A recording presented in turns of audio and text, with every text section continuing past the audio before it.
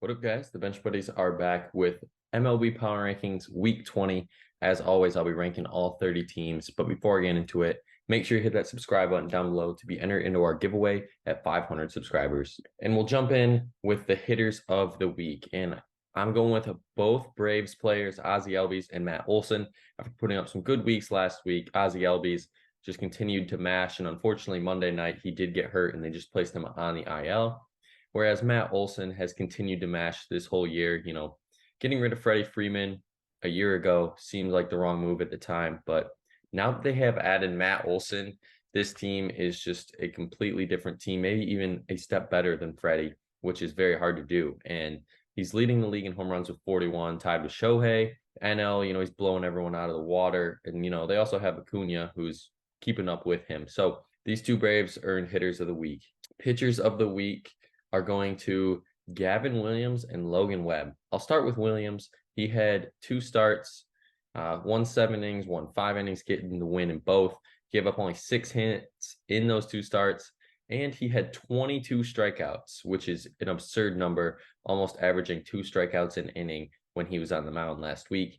Then you have Logan Webb. Didn't get a win last week, but he did get one quality start, and in that quality start, it was 8 2/3 of an 2/3 innings versus Texas in a no decision where he gave up a single with 2 outs and 2 strikes against Texas. And they would go on to win in extras 3-2, but at the time it was only 1-0. And he unfortunately did not get credit with that win. But he's really turned it around this second half already. He's been pitching very well, even as better than he has in the first half. The dogs of the week are none other than the Los Angeles Dodgers. They went 7-0 last week, beating San Diego, swept Arizona and Colorado. And, when you go undefeated in a Power Rankings weekly video, more than likely you will be the best team of the week.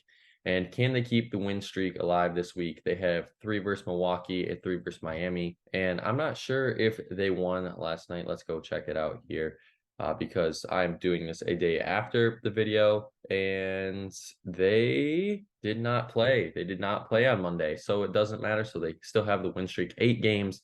Win streak dating back to not last week, but the week before.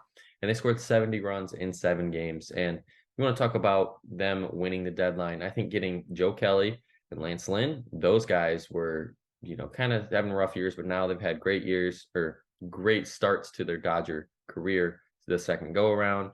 And then Ahmed Rosario and Kike Hernandez have been excellent as well in just this short span. And then they were leading the NL West by 8.5 games over San Francisco.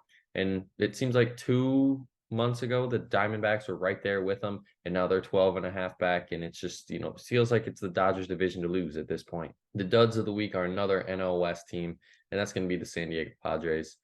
1-5 last week, swept against Seattle, and 2 of 3 on the road to Arizona. They lost 22 runs in 6 games, a little over 3 runs a game. But, besides last year, I think we're going to really see that last year was the outlier of the Padres teams, that they had the best team on paper to go do it, and they just couldn't get it done, going to the NLCS. They're 5.5 back for that last wild card spot.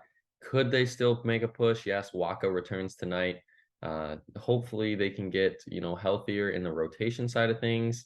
And if they can do that, then I think this Padres team could be competing in that last 2 weeks for a playoff spot. And then 30 through 21, nothing is changing here. Just all these teams are kind of interchangeable, but I just felt like these teams, didn't really do too much to make me want to move them after last week's result. I mean, the only 2 teams that I say have a chance to make the playoffs here are the Tigers and Guardians. And the Tigers are a stretch, and honestly, same with the Guardians, just because they are playing in the AL Central. But all these teams are looking for September to maybe get some guys up on the roster, get some new guys, some playing time, see what they got for that last month. And that's going to be an interesting month, too, to see which one of these teams can play spoiler for the middle tier teams. And for 20 through 11, this is where things get interesting. Padres have to move down 4 after their bad week.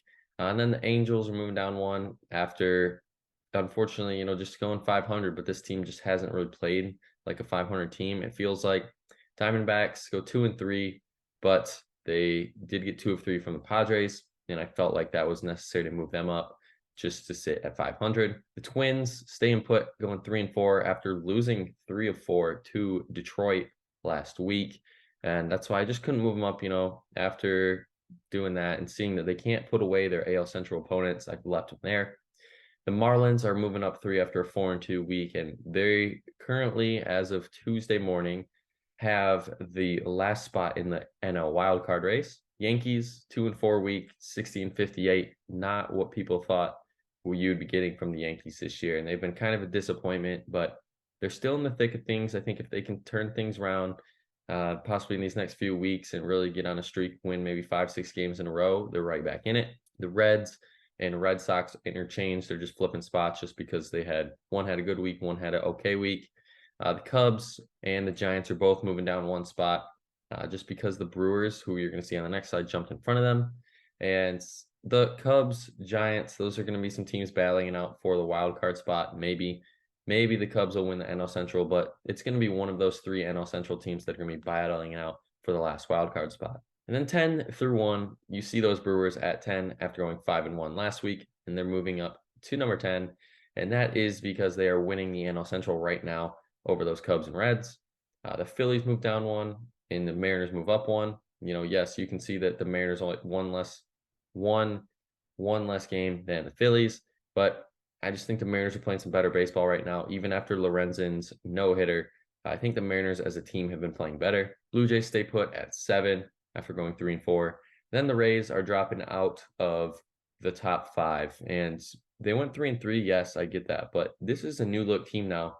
The Wander Franco situation, keeps going in the investigations, and if it's actually true, then who knows what's going to happen with Wander. I'm sure he'll be suspended or maybe out of the league. I don't know what's going to happen. For right now, as you look at it, because Wander is not playing, this is a whole different ball club. And he was kind of the gel, I think, personally, for that Rays team. And now that he's out, the Rays might be starting to stumble a little bit here. I mean, yes, they have a 5-game lead over Toronto in the division. That's could slowly disappear here, just because of how we've seen the Rays really fall back to earth after the first 2 months of baseball. But the top 5 goes Houston, Texas, Dodgers moving up into the top 5, Orioles and Braves. And all 5 of these teams have been the most consistent teams this year. Dodgers, did struggle early on in the season, but it's the Dodgers. They always get better, and they always play their best baseball in September, along with Houston. And we're only 2 weeks away from that. So I'm really excited to see all 5 of these teams possibly compete for a number 1 spot. The Braves only have that number 1 spot now by 4 games over the Dodgers, and their next closest competition really isn't there. I think it is just going to be the Braves and the Dodgers for that 1 spot. But however, for the AL, it could go to Houston, Texas, Baltimore. I mean, maybe even the Rays if they can turn it around. So there's a lot of teams battling for that 1 seed still, as we have about 40-ish games left. But that's going to be it for this week's video. Make sure you guys come back next week to check out to see where your favorite team ranks. But until the next time, the Bench Buddies are out.